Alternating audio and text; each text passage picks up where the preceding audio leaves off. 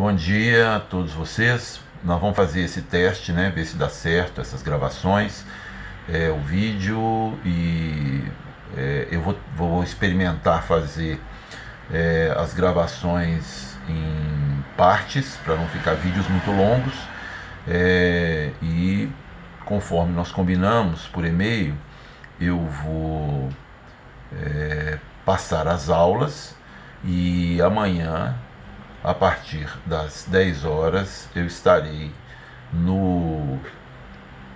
amanhã que eu digo na quarta-feira, né? Na quarta-feira, no horário da nossa aula, eu estarei no Skype disponível para que a gente possa debater, discutir, quem quiser fazer alguma pergunta, e eu gostaria da participação de todos, tá bom?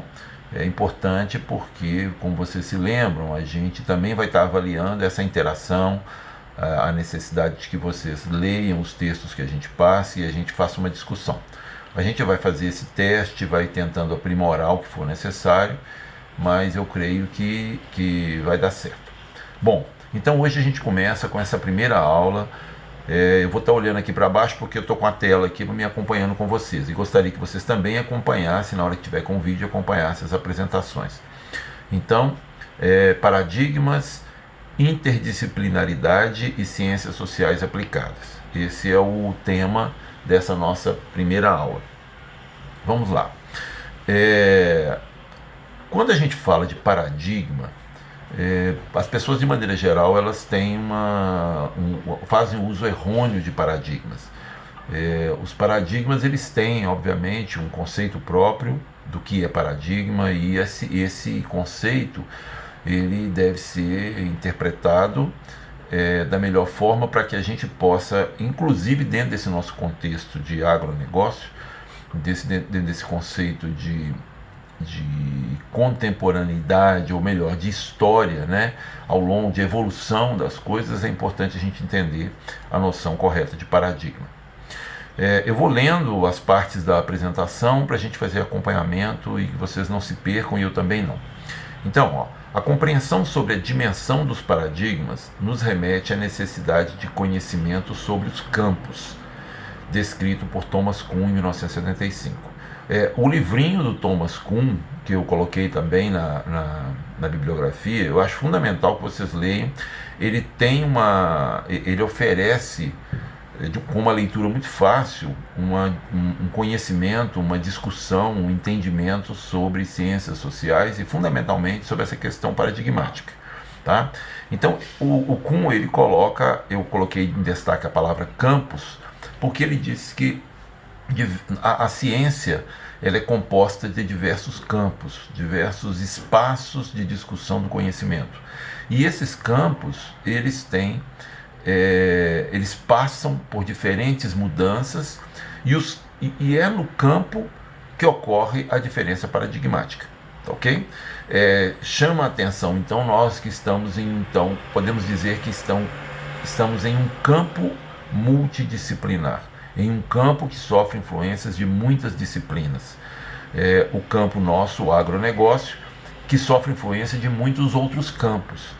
A gente vai ver logo adiante, então, que campos são esses. Mas a gente já poderia adiantar o quê? Que nós sofremos influência da evolução da sociologia, da economia, das áreas da administração, das ciências agrárias, das ciências ambientais, ecologia e assim por diante. São os diversos campos de conhecimento, tá? Seguindo ainda no texto, se a ciência é a reunião de fatos, textos e métodos reunidos, os cientistas são homens que com ou sem sucesso, empenharam-se nessa construção específica. A história da ciência registra tais argumentos e obstáculos. Então isso aqui é um pouco dentro disso que eu falei. Chama a atenção aqui um aspecto. A ciência é a reunião de fatos, textos e métodos. Então veja bem, fatos, indiscutível a realidade que é transcrita na forma de fatos, textos que são a reprodução dessa realidade, e métodos, que é a forma pelo qual a ciência transmite as suas informações, as suas identificações, os seus conhecimentos. Então, a ciência se reproduz através de métodos. Tá? Esses métodos é fundamental para que a gente possa entender o avanço do conhecimento científico. E cada ciência, cada campo vai utilizar métodos específicos adequados ao seu crescimento. Continuando ainda, a velocidade na geração do conhecimento amplia e torna cada vez mais obsoletas as descobertas. A formação de crenças é normalmente advinda de um elemento arbitrário, num determinado momento histórico. Então, chama atenção aqui, ó, a velocidade na geração do conhecimento. Ela se torna cada vez obsoleta as descobertas. O que é isso? Quando Copérnico, Galileu, aquela turma lá, falou que a Terra girava em torno do Sol, era uma descoberta monstruosa, grande, estupenda, né? Alguns até foram queimados vivos lá porque disseram isso. Hoje, para nós, isso é uma informação obsoleta.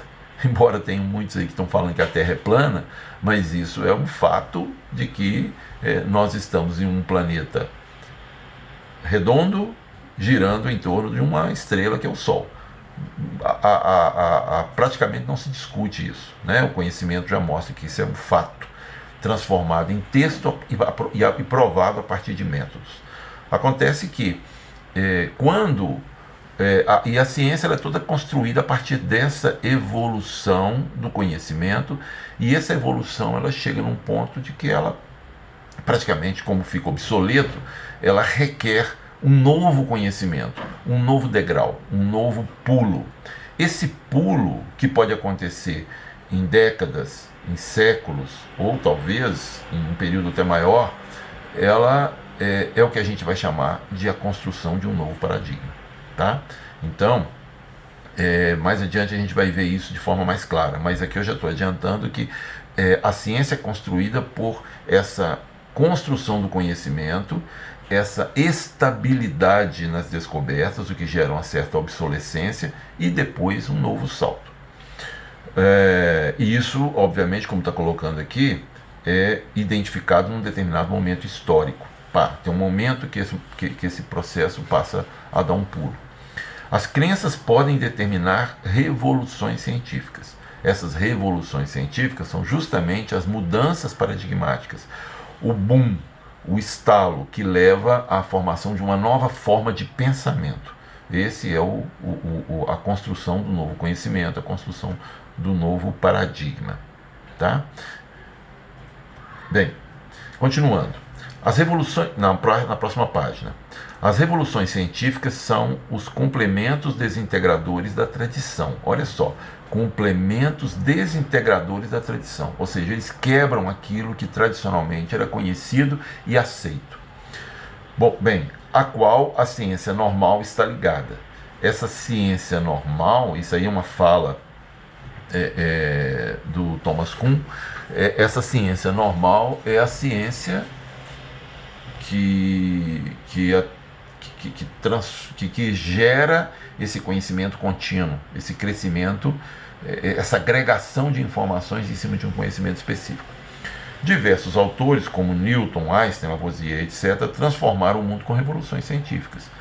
A teoria da relatividade apareceu e as pessoas ligadas a essa área da física, né, da astronomia, etc., eles falaram, puxa vida, o Einstein matou a charada.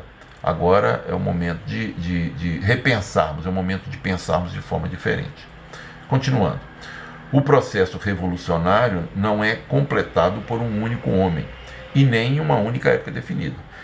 O que é isso? É lógico que nem foi Newton, nem Einstein, nem Lavoisier, e nem outros mais contemporâneos, ou qualquer que seja o cientista, o grande inventor, ou seja o que for.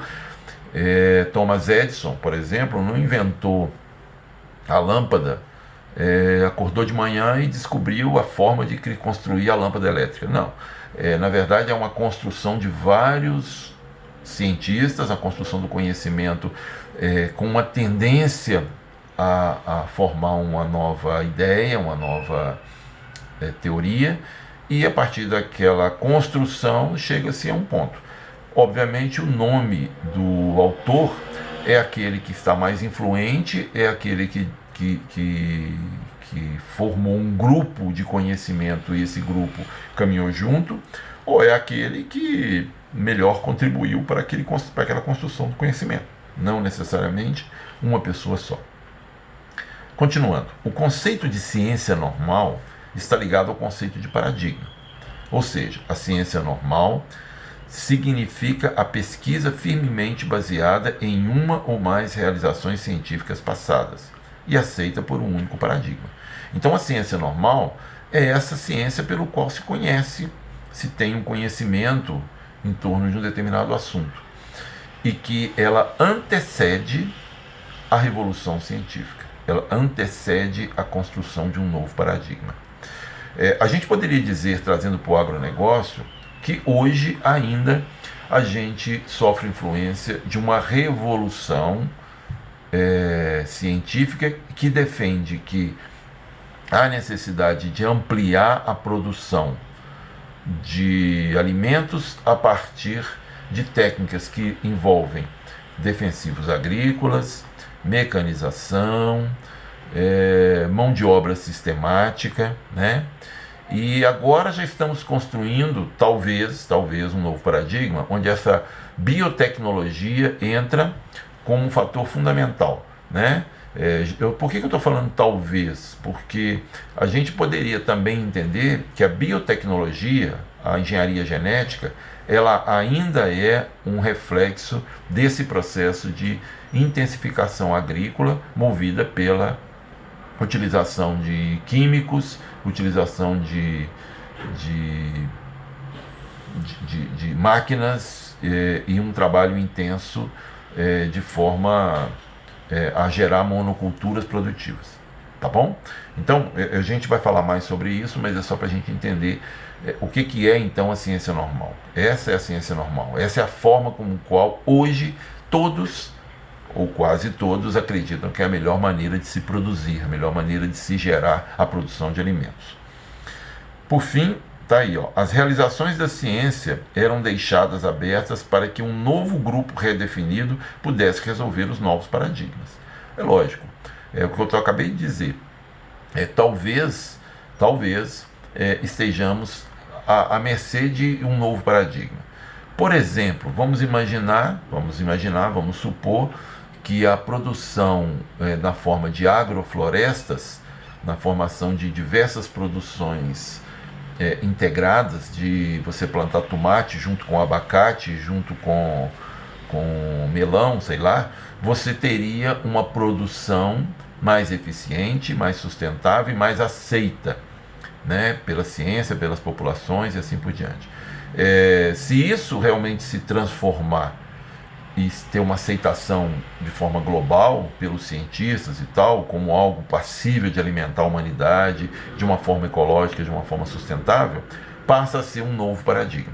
Neste momento a gente tem sempre a gente vai ter correntes diferentes puxando para a formação de um novo paradigma, tá bom? Algumas são têm pouco sucesso, outras têm mais sucesso, mas é assim que se forma um novo paradigma. As realizações que partilham estas duas características denominam-se paradigma, ou seja, denominam o fim da ciência normal e o início das revoluções científicas. É a partir daí que se constrói um novo paradigma. Eu vou dar uma paradinha aqui agora para a gente continuar, só para o vídeo não ficar muito longo, tá bom? Vamos lá.